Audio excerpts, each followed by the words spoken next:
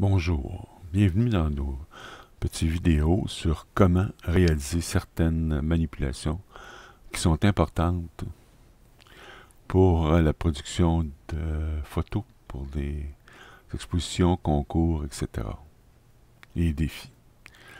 La présente formation s'appelle « Comment recadrer et exporter une photo dans un format et une grandeur donnée » par votre narrateur, Mario Grollo, février 2022.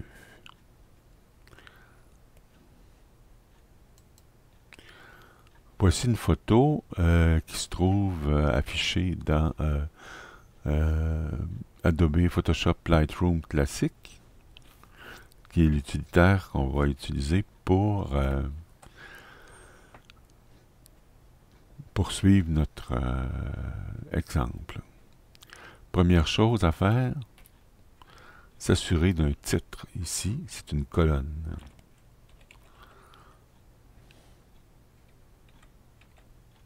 Informative.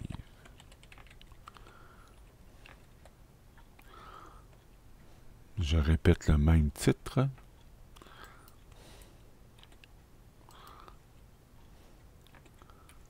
Suivi de mon nom. Oh.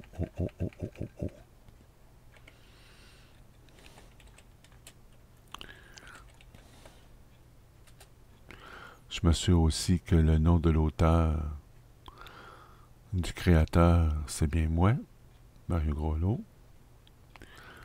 Donc déjà, mes informations de base sont remplies. Maintenant, comment recadrer et exporter. Comment recadrer? La photo qui nous est présentée est en format 3.2, c'est 3 de hauteur, 2 de largeur. Moi, j'utilise surtout des passe-partout 11 par 14. C'est un format que j'aime beaucoup. Donc, je vais commencer par cadrer ma photo en l'utilisant dans le mode développement, l'outil recadrage.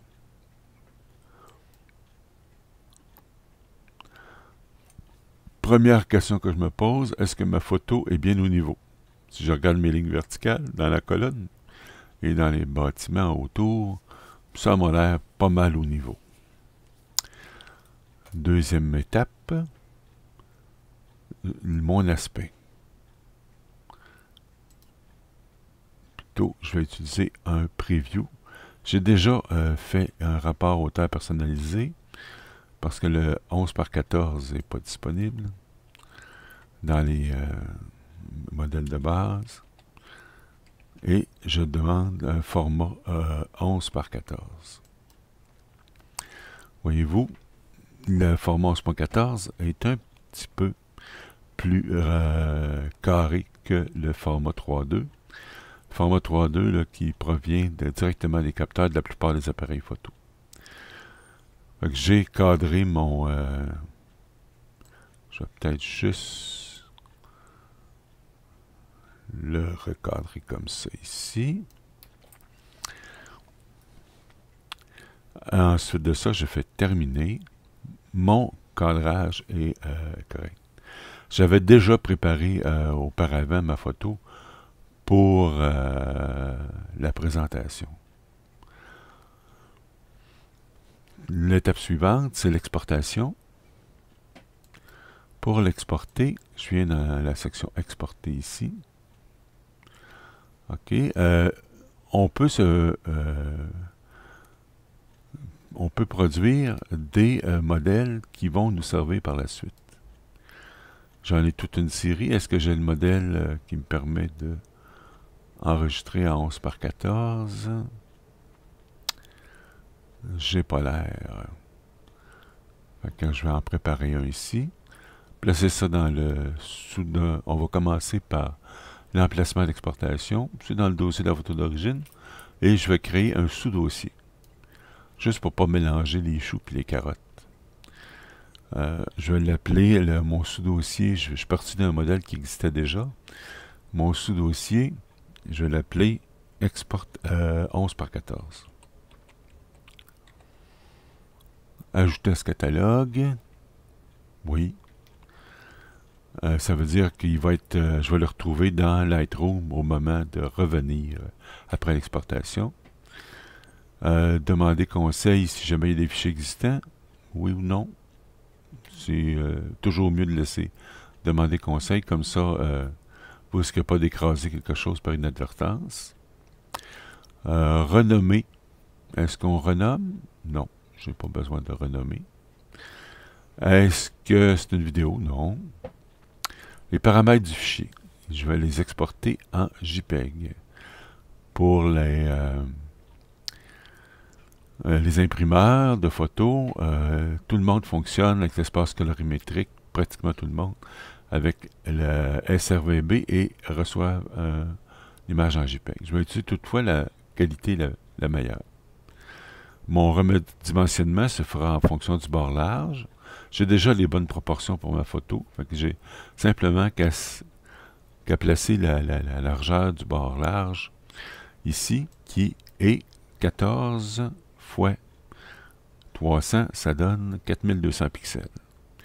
La résolution ici en pixels par pouce, c'est accessoire parce que c'est le nombre de pixels qui fait foi. Ça ici, c'est pratique pour surtout les graphistes qui travaillent avec plusieurs images qui ont des dimensions différentes, etc.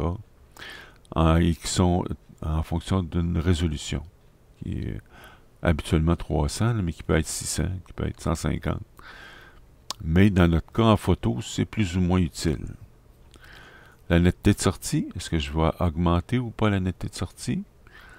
La netteté de sortie, ça va être imprimé sur un papier mort. Le gain, ça va être standard. J'ai pas... Là, à ce moment-là, lui, la netteté ici là, est faite en fonction de la résolution qu'il y a là. Si on ne le coche pas, si on se fie à la netteté d'origine, celui-là ici n'a aucun... Est-ce que je vais inclure toutes les métadonnées? C'est sûr que je veux inclure... J'enlève pas les informations de personne, parce que sinon, ça va enlever le nom, mon nom que j'ai mis dans le... J'ai toutes les métadonnées, je supprime pas. Peut-être les informations d'emplacement, parce que si vous avez pris des photos chez vous, à ce moment-là, pouvez vous retrouver, surtout si vous avez pris qu'un cellulaire ou un appareil qui a un GPS intégré, vous pouvez retrouver les coordonnées de chez vous dans les données EXIF de la photo. Ensuite de ça, l'application de filigrane, non. Le post-traitement, j'ai rien à faire non plus. Fait que, je vais tout d'abord, par exemple, dans la section redimensionnement, je vais ajouter un qui est sorti 11 par 14. 11,14 pouces dans la section redimensionnement. Je vais le créer. Je vais avoir un petit flash. Je reviens à l'endroit où j'étais. L'étape suivante, c'est exporter. L'exportation est très rapide. C'est déjà fait.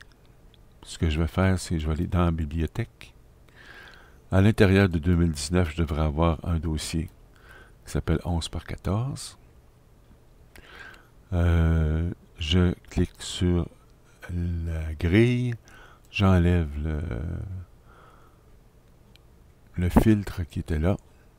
J'ai ici maintenant mon image qui a la dimension 3300 de large par 4200 de haut, qui est prête à envoyer à l'impression.